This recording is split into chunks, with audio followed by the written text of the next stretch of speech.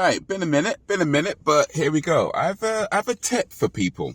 I ain't know who needs to hear this, but I have a tip for people. If you are moving home, like if you're getting ready to move into a new flat or new place or something like that, and I think especially if you are moving out for the first time, like if you're with your parents right now, you're moving out to your first apartment and you're about to start renting for the first time. I think this is especially going to apply to you guys. Now, this won't necessarily save you money, but I do think it would help manage your money and make things just a little bit less daunting.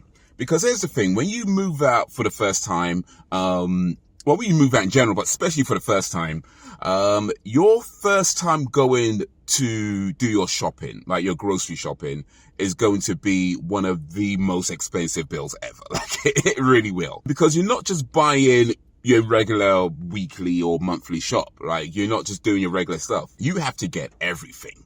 Like everything. You got to get all your cleaning products. You got to get toilet roll. You got to get a toilet brush.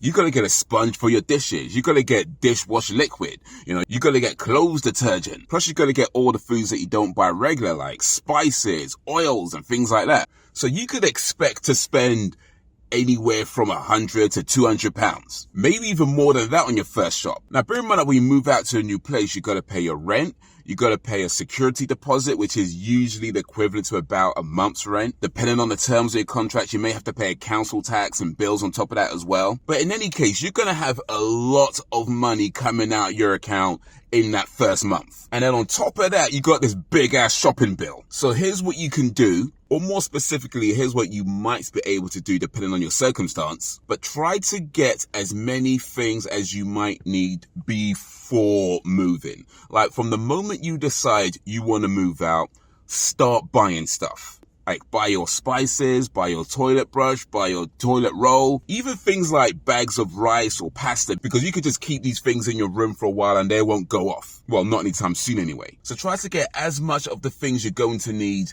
before you move and just keep them in your room, keep them in a box, just waiting for you. That way, by the time you move and you do that first weekly shop, it's not so bad. And if you can, try to do it months in advance. If not, then weeks in advance. And if you've already moved, then you just got that big ass bill coming anyway. Now, if your situation is where you currently are right now, you just don't have the space to buy a bunch of stuff and keep them in boxes in your room, like there's just no space for that at all. What you can do then is open up a separate account, preferably a savings account, and just put the money inside there as early as you can and leave it there. Don't touch it. That's your money for later. But try to put your money aside as early as possible in that savings account. That way, by the time you do move and you're ready to do that first weekly shop, you can just take the money out and it's already there. You don't have to worry about coming up with another £200 or whatever it's going to be on that first month. On top of your rent, on top of your security deposit, on top of everything else you need to do. Like I said, it won't necessarily save you money, but hopefully it makes things just a little bit easier.